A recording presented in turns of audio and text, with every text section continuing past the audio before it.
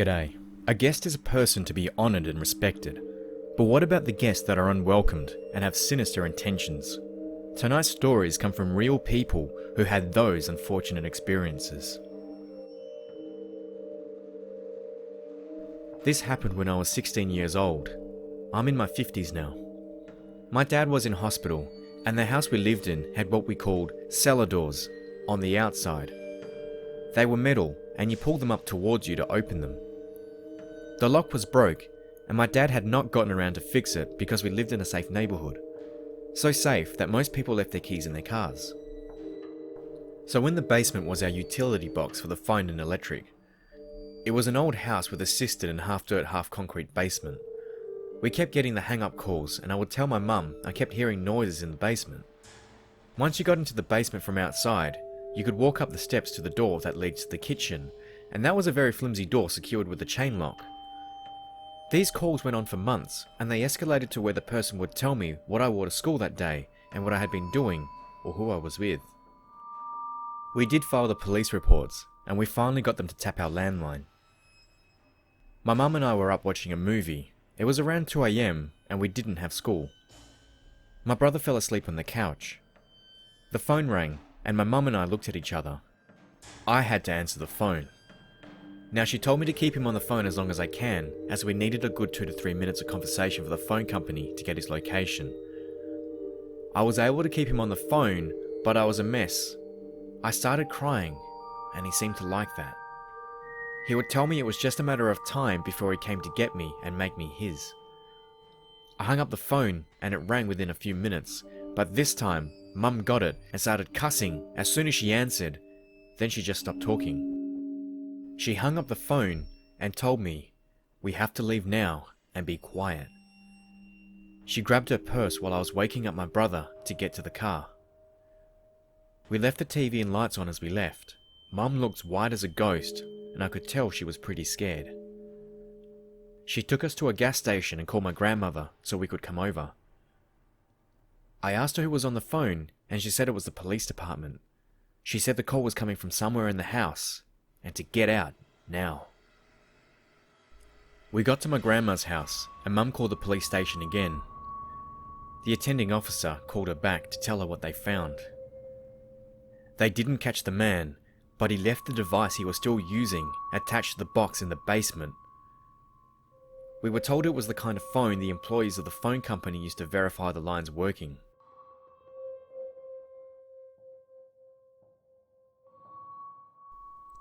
One night when I was around 16, I received a call from an unknown number. I answered the phone, but all I heard was heavy breathing, and then it hung up. I figured it was a wrong number and continued watching TV. The phone rang again. I answered, and the same heavy breathing was there. I asked who it was, and that's when he said, "I know where you live." I started to panic a little and told him to stop calling me. Then I hung up. As soon as I hung up, they called again.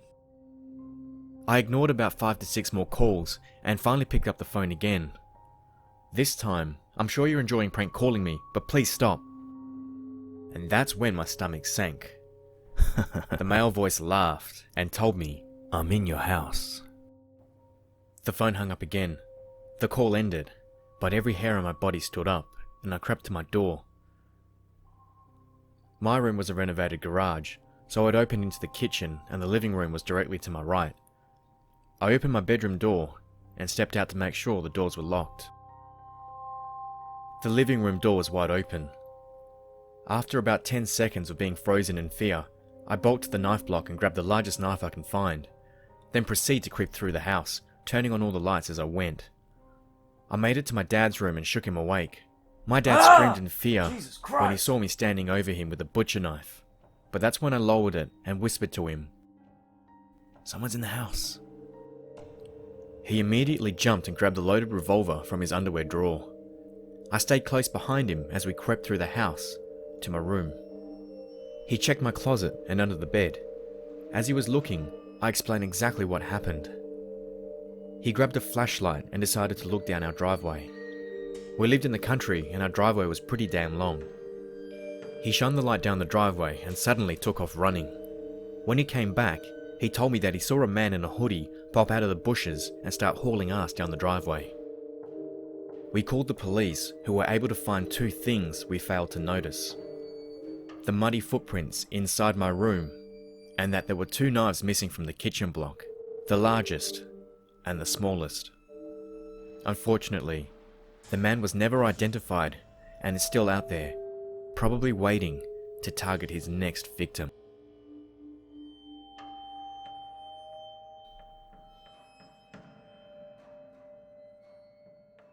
This took place in July, almost 2 months ago. My family rented this nice one-story house in the outskirts of a sea town, and since it was on the side of a huge hill, we got a breathtaking sight of the sea. The house was a bit isolated from the other buildings of the residential area, since it was not directly on the street but surrounded by trees. The master bedroom was quite small though, with the king-size bed at the centre and a big closet in the front of it, the window directly on the backyard. The backyard, where we hung our clothes to dry, had a ridiculously low and easy to climb fence, which went directly into the woods. When my brothers were there, we would climb out the window and into the woods just to feel like kids again. It was really hot, which I can't stand, so I always left every window open to let a nice draft in. I know I'm naive, but I only did it during the day in broad daylight and with other people at home. My brothers and dad can't be there because they had to work during the weekdays, so it was just me and mum. I was on my period for a whole week, and I didn't feel like going to the beach, so my mum agreed to leave me alone, so that she could go to visit my grandma, who stayed in a hotel in the centre of town. Of course, I didn't want to stay alone, so I called a close friend of mine, almost my kind of boyfriend, who happened to stay in the same town for the holidays, called Ray. So he came over, he brought some weed along, and I was really excited to try it, since I've never smoked weed or pot or anything like that before. We were on the balcony, enjoying our smoke and the view, chatting quietly, when I heard a soft crashing sound, as if someone fell onto the many carpets that we had there. When I mentioned it, Ray laughed it off, saying that I'm hearing things and that's normal with drugs. But I was pretty sure of my hearing, which never fails and is exceedingly good, I gotta say. So he replied, "Maybe it's just your cat." We both knew I could bring any cat on my vacation, and that it had to stay back home, but we searched for it anyway, laughing like idiots. Jokingly, Ray opened the kitchen cupboards, screaming, "I'ma find that little shit way before you do." I went into the master bedroom and opened the closet, giggling something like, "Here kitty, come out now." Then I kneeled on the floor and looked under the bed. Fuck. There was a man laying on the ground staring at me wide-eyed. I'm pretty sure time stopped, as well as my heart. I have no fucking idea what kept me from screaming at the top of my lungs, but I got up, padded out of the room, and shut the door behind me.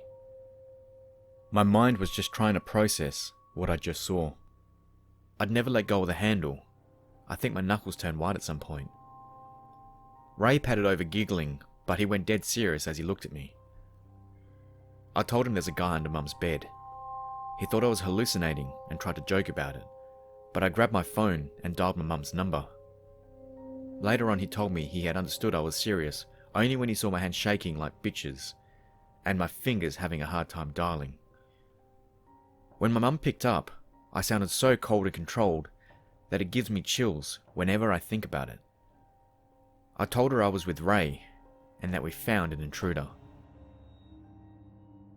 My mum arrived in the space of 5 minutes, I think, and not much after her, the cops arrived too. It was agony. They didn't find anyone, of course. My mum noticed a pair of panties missing from the clothes hanging outside, but aside from that, there were no other signs of intrusion. The cops had a hard time believing us because of the smell of weed, and you can imagine my mum gave me a huge scold about that, but we never heard from them about the case. Needless to say, I don't keep any windows open anymore, if there isn't any screening.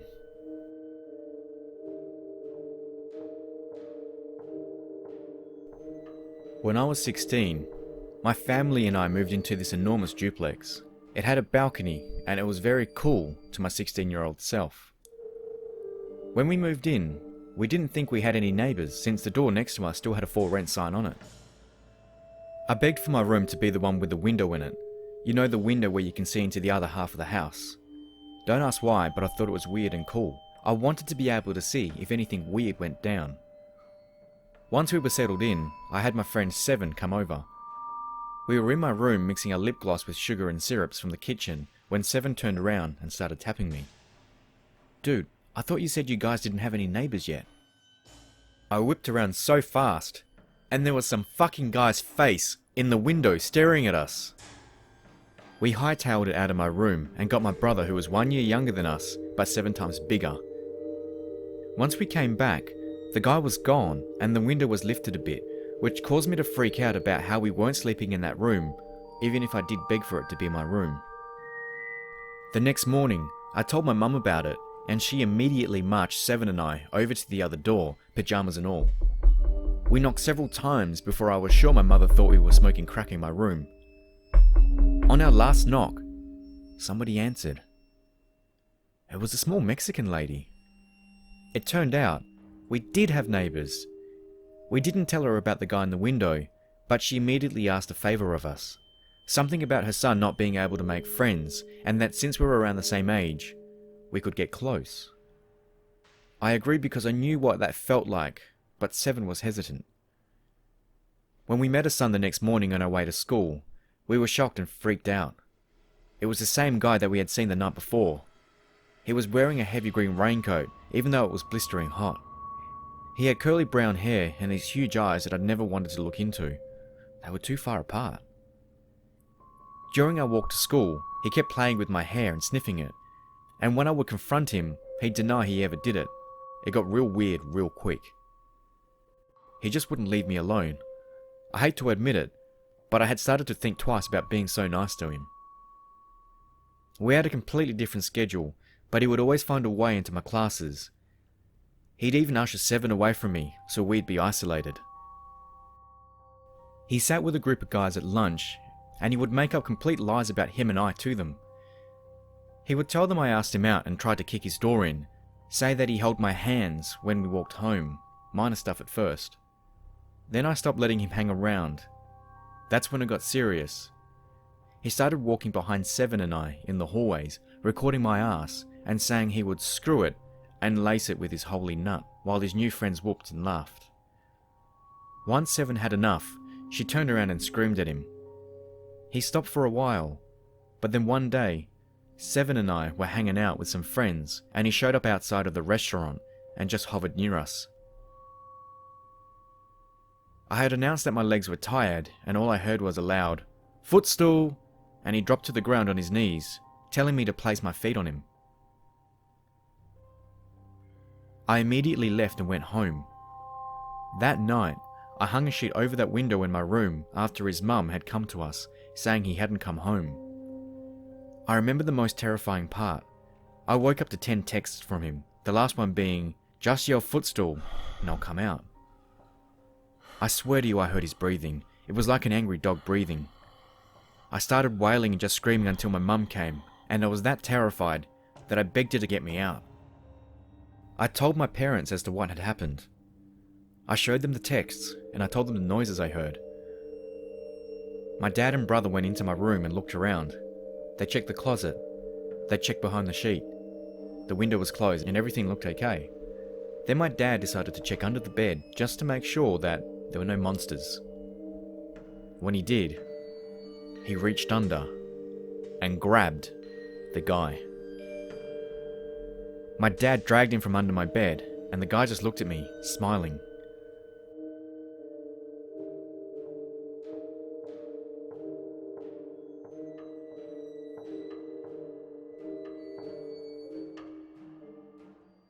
I'm a 17-year-old male in the Wisconsin area. I work night from 4 to 7 at a dishwashing gig at a nursing home. It most definitely is not the best job in the world, but I'm getting ready to move out and need all the money I can get. This story takes place a month ago during one of my shifts. First the cooks leave and then the servers leave after 6:15 PM, because that's closing time. The kitchen setup is very small. It's a couple of coolers, a dishwasher, some places to put silverware, and a refrigerator. To enter the kitchen, you go in the nursing home, go up one elevator, down a long hallway, and up another until you reach a door that simply says, kitchen. No one's allowed in there if they don't work there, and I mean no one. Residents have been fined heavily for going in the kitchen and starting an argument over their burger being undercooked. Back to me, however. I'm working, and the last of the servers and the manager begins to leave. He tells me to mop and sweep my area and take the towels down. After doing the above tasks, I continue to finish the dishes while listening to some music on my phone.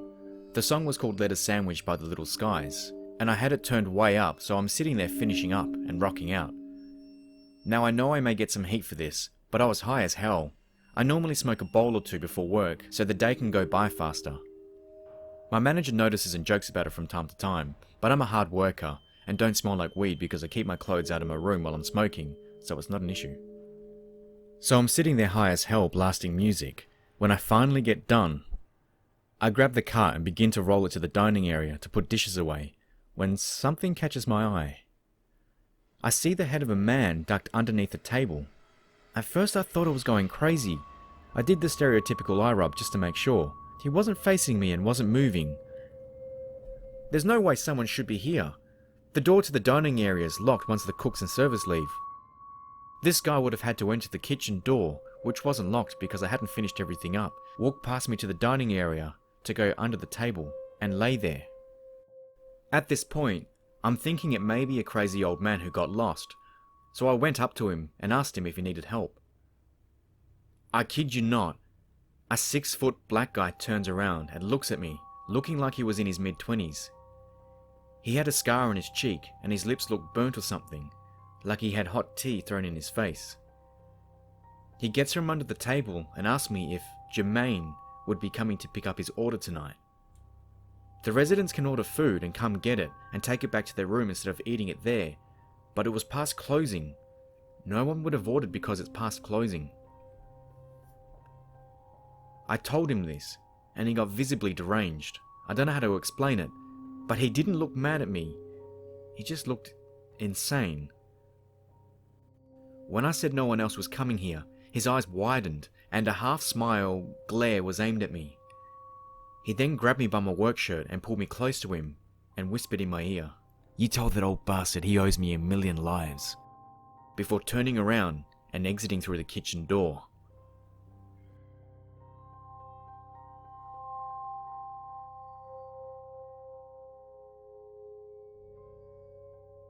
That brings us to the end. If you liked the video, please give it a like and drop me a comment below. If you're new to the channel, please subscribe and hit the notification bell. I upload twice a week. It'll let you know when I upload a video. Again, just thank you so much for all the support that you guys are giving me, particularly the guys who always retweet me and comment on the videos. Some of them are other horror narrators. I appreciate you taking the time and stopping over my channel and having a look. And for you supporters, I appreciate you guys recommending me out there, sending me your stories, basically sharing with me what you thought. It means a hell of a lot. When I first started this, I didn't get any views, likes, or comments and stuff. It's taken quite a lot of hard work to get to here, and now to find this great community that is you guys makes the whole process rewarding. So thank you again. Have a good night, and I'll see you in the next one.